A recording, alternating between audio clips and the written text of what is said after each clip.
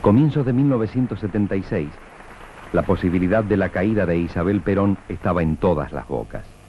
Incluso se hablaba de un futuro gabinete cuyo ministro de Economía llevaba el prestigioso apellido del fundador de la Sociedad Rural. En marzo creció la tensión. La Presidenta envió al Congreso un paquete de leyes antisubversivas que eran una evidente concesión ante la presión militar. A la madrugada del 24 de marzo de 1976, Isabel Perón salió en helicóptero de la Casa de Gobierno después de una jornada cargada de versiones. En lugar de ser llevada a la residencia de Olivos, la Presidenta fue trasladada en calidad de detenida al Aeroparque Metropolitano. El golpe militar había estallado. Solo faltaban 9 meses para las nuevas elecciones. Alfredo Zayat, licenciado en Economía, periodista, jefe de la sección de Economía de Página 12. Voy a leer un fragmento del libro Historia Económica del siglo XX que escribí junto con el historiador Mario Rappaport. Y el capítulo es La familia Martínez de Oz. Si hay un núcleo familiar que muestra a través de su historia cómo se enlaza el poder económico con el Estado, es el de la familia Martínez de Oz. Enriquecida desde la época de la colonia, transformada en una familia de grandes terratenientes, algunos de sus miembros estuvieron vinculados al comercio de esclavos, al exterminio de la población indígena nativa y al terrorismo de Estado de la última dictadura militar. El primero de los Martínez de Oz, conocido en nuestra historia, es un comerciante español acusado de tráfico de esclavos. Su nombre era José Martínez de Oz. Tuvo participación en la vida pública de la ciudad al desempeñarse como regidor y alcalde del primer voto del Cabildo y síndico del consulado.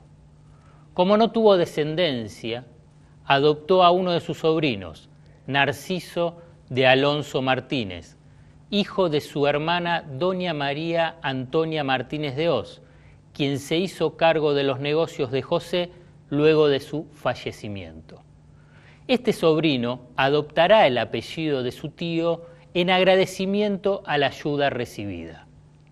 Narciso dedicó su vida a las actividades comerciales, bancarias y agropecuarias en sus campos, San Martín en Cañuelas y El Araza en Castelli, y acrecentó la riqueza familiar adquiriendo grandes extensiones de tierra y deviniendo accionista del Banco Nacional.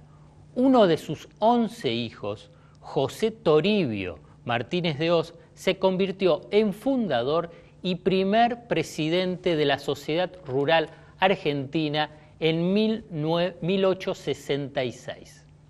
José Toribio heredó de su padre las 20.000 hectáreas que conformaban la estancia de Chapadmalal y, luego de su muerte, en 1871, su mujer, doña Josefa Fernández de Martínez de Oz, adquirió otras 4.000 hectáreas, dando forma definitiva a la hacienda en un sitio inmejorable de la Pampa Húmeda.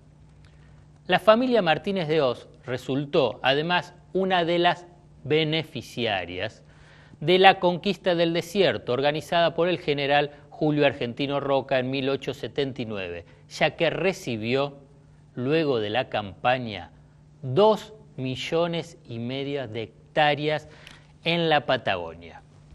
Los hijos de José Toribio crecieron en Londres y regresaron a Buenos Aires para dedicarse a las actividades agropecuarias y negocios heredados de su padre, casi 20 años después.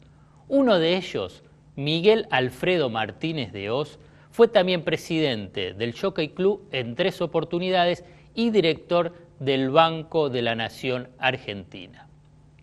Otro miembro del clan, Federico Lorenzo Martínez de Oz, administró e incrementó el patrimonio familiar, presidió la Sociedad Rural Argentina y fue dirigente del Partido Conservador y de la organización paramilitar Liga Patriótica Argentina. Siguiendo la saga hasta nuestros días de la familia Martínez de Hoz, el hijo mayor de Miguel Alfredo era José Alfredo Martínez de Hoz y se destacó en el negocio de las carnes. Vamos al caso que nos interesa. El menor de esos hijos y el más célebre llevará su mismo nombre, José Alfredo Martínez de Hoz, por lo que se lo conocerá como Joe. Nacido en 1925, abogado y profesor universitario, se convirtió en ministro de Economía de la provincia de Salta durante la Revolución Libertadora. En el gobierno de José María Guido, entre 1962 y 1963, fue nombrado secretario de Agricultura y Ganadería y ministro de Economía, cargo este último que renovaría con el golpe de Estado que dio lugar al denominado Proceso de Reorganización Nacional, la peor dictadura militar que tuvo el país entre 1976 y 1981. También llegó a ser presidente del Centro Azucarero Regional del Norte Argentino y de la empresa Sindar, ubicada en Villa Constitución, empresa que se convertiría bajo su presidencia en los primeros meses de 1975 en escenario de detenciones. José Alfredo era también presidente del Consejo Empresario Argentino, cuando esta entidad, que aglutinaba a poderosos grupos económicos, financieros, industriales y rurales, desempeñó un rol protagónico en la preparación del golpe cívico-militar de 1976. Su responsabilidad en gran parte del endeudamiento externo ilegítimo que tuvo la Argentina durante su gestión está descrita en la sentencia que dictó a ese respecto el juez federal Jorge Ballestero en junio del 2000. Para terminar, una frase del historiador Osvaldo Bayer. El bisabuelo, promotor del genocidio indígena, el bisnieto, ministro de Economía de la dictadura desaparecedora, todo en su lugar y a su debido tiempo. La familia Martínez de Hoz.